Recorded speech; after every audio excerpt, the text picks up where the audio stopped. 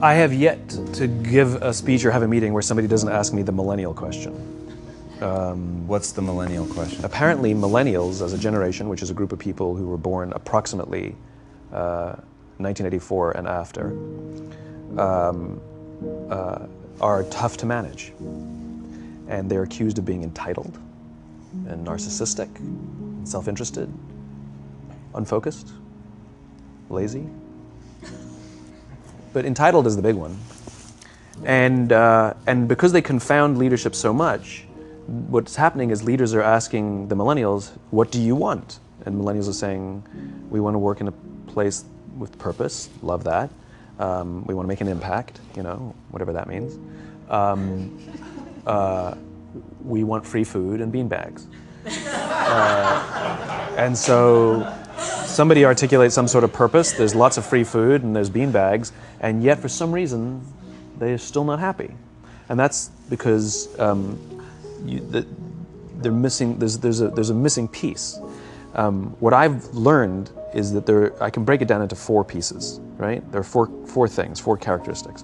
One is parenting, the other one is technology, the third is impatience, and the fourth is environment.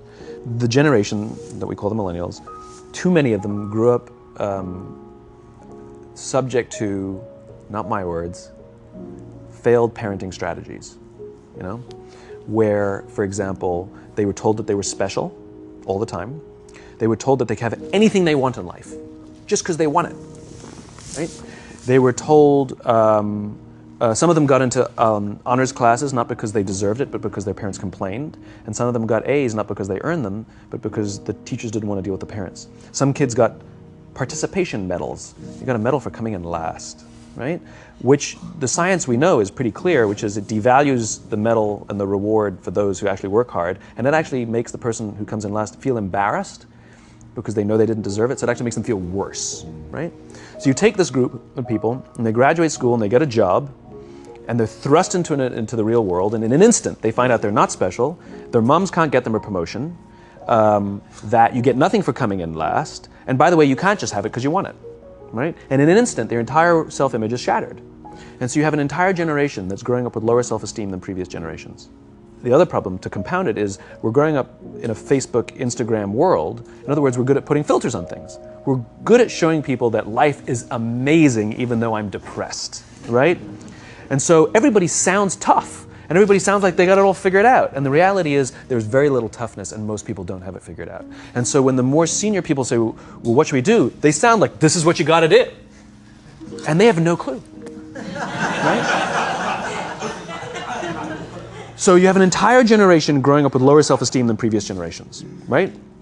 Through no fault of their own, right? They were dealt a bad hand, right? Now, let's add in technology. We know that engagement with social media and our cell phones releases a chemical called dopamine. That's why when you get a text, it feels good, right? So, you know, we've all had it where you're feeling a little bit down or feeling a bit lonely, and so you send out 10 texts to 10 friends, you know, hi, hi, hi, hi, hi, because it feels good when you get a response, right? Right? It's why we count the likes. It's why we go back 10 times to see if my Instagram is growing slower. Did I do something wrong? Do they not like me anymore, right? The trauma for young kids to be unfriended, right? Because we know when you get a hit of dopamine, which feels good. It's why we like it. It's why we keep going back to it. Dopamine is the exact same chemical that makes us feel good when we smoke, when we drink, and when we gamble. In other words, it's highly, highly addictive. Right? We have age restrictions on smoking, gambling, and alcohol, and we have no age restrictions on social media and cell phones, which is the equivalent of opening up the liquor cabinet and saying to our teenagers, hey, by the way, this adolescence thing, if it gets you down. But that's basically what's happening. That's basically what's happening, right? That's basically what happened. You have an entire generation that has access to an addictive, numbing chemical called dopamine through social media and cell phones as they're going through the high stress of adolescence. Why is this important? Almost every alcoholic discovered alcohol when they were teenagers. When we're very, very young, the only approval we need is the approval of our parents. And as we go through adolescence, we make this transition where we now need the approval of our peers. Very frustrating for our parents, very important for us. It allows us to acculturate outside of our immediate families into the broader tribe, right? It's a highly, highly stressful and anxious period of our lives, and we're supposed to learn to rely on our friends. Some people, quite by accident, discover alcohol and numbing effects of dopamine to help them cope with the stresses and anxieties of adolescence. Unfortunately, that becomes hardwired in their brains, and for the rest of their lives, when they suffer significant stress, they will not turn to a person, they will turn to the bottle. Social stress, financial stress, career stress, that's pretty much the primary reasons why an alcoholic drinks, right? What's happening is because we're allowing unfettered access to these dopamine-producing devices and media, basically it's becoming hardwired, and what we're seeing is as they grow older, too many kids don't know how to form deep, meaningful relationships. Their words, not mine. They will admit that many of their friendships are superficial. They will admit that their friends, that they don't count on their friends, they don't rely on their friends, they have fun with their friends, but they also know that their friends will cancel on them as something better comes along. Deep, meaningful relationships are not there because they never practice the skill set, and worse, they don't have the coping mechanisms to deal with stress. So when significant stress starts to show up in their lives, they're not turning to a person, they're turning to a device, they're turning to social media, they're turning to these things which offer temporary relief. We know, the science is clear, we know that people who spend more time on Facebook suffer higher rates of depression than people who spend less time on Facebook, right? These things balanced. Alcohol is not bad, too much alcohol is bad. Gambling is fun, too much gambling is dangerous, right? There's nothing wrong with social media and cell phones. It's the imbalance, right? If you're sitting at dinner with your friends and you're texting somebody who's not there, that's a problem. That's an addiction.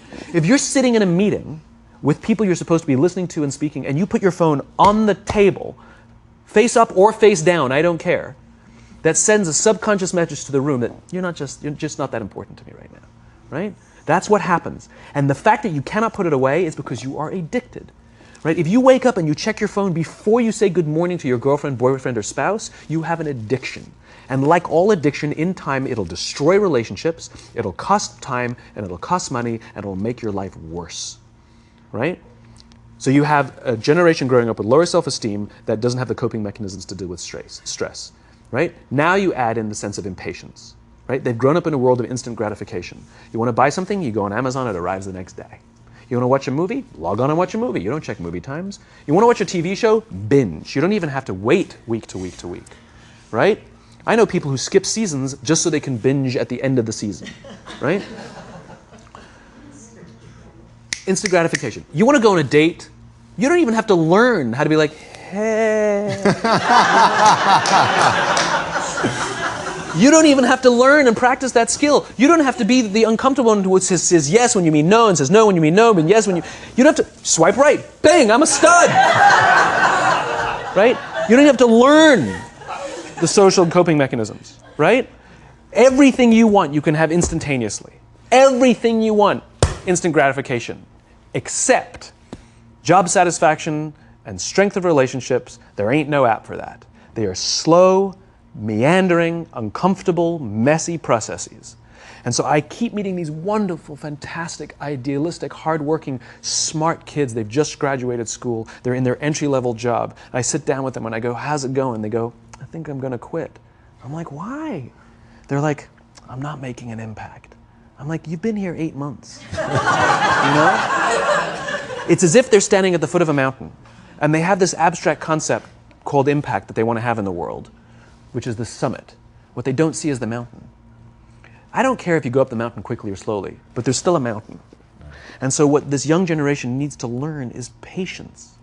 That some things that really, really matter, like love, or job fulfillment, joy, love of life, self-confidence, a skill set, any of these things, all of these things take time. Sometimes you can expedite pieces of it, but the overall journey is arduous and long and difficult. And if you don't ask for help and learn that skill set, you will fall off the mountain, or you will, the worst case scenario, and we're already seeing it, the worst case scenario is we're seeing an increase in suicide rates, we're seeing an increase in this generation, we're seeing an increase in accidental deaths due to drug overdoses, we're seeing more and more kids drop out of school or take leaves of absence due to depression, unheard of. This is really bad. The best case scenario, those are all bad cases, right? The best case scenario is you'll have an entire population growing up and going through life and just never really finding joy.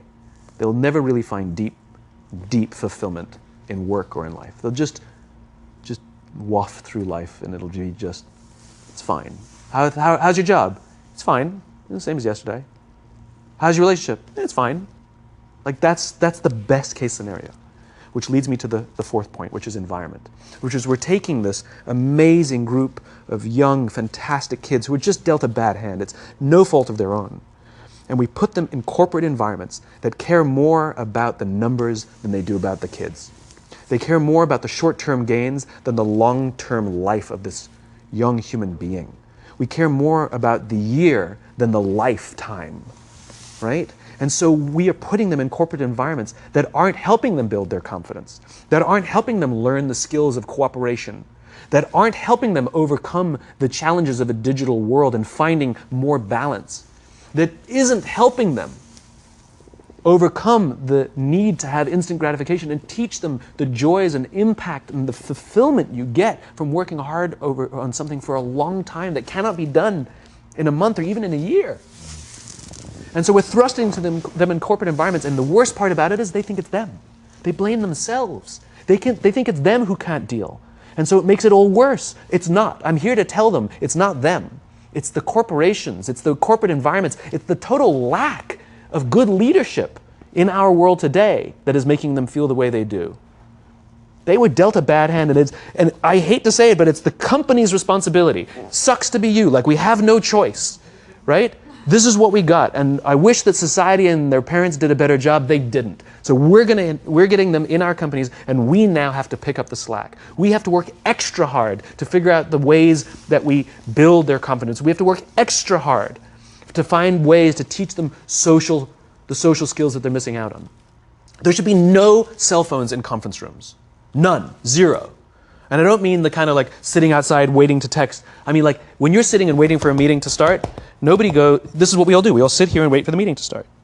Meeting starting? Okay. And we start the meeting. No, that's not how relationships are formed. Remember we talked about it's the little things? Relationships are formed this way. We're waiting for a meeting to start and we go, how's your dad? I heard he was in the hospital. Oh, he's really good. Thanks for asking. He's actually at home now. Oh, I'm really glad. That was really amazing. I know, it was really scary for a while. That's how you form relationships. Hey, did you ever get that report done? Oh my God, no, I didn't. I'll help you out. Can I help you out with that? Really? That's how trust forms. Trust doesn't form at an event in a day. Even bad times don't form trust immediately. It's the slow, steady consistency. And we have to create mechanisms where we allow for those little innocuous interactions to happen. But when we allow cell phones in conference rooms, we just, okay, have the meeting. And then my favorite is like when there's a cell phone there and you go like this, you go. It rings and you go. I'm not going to answer that. Like, Mr. Magnanimous, you know?